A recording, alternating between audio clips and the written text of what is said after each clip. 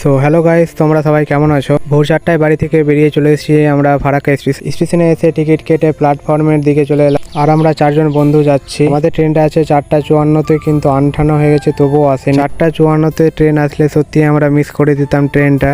যাই হোক, ভালো মানুষের সাথে ভালোই হয়।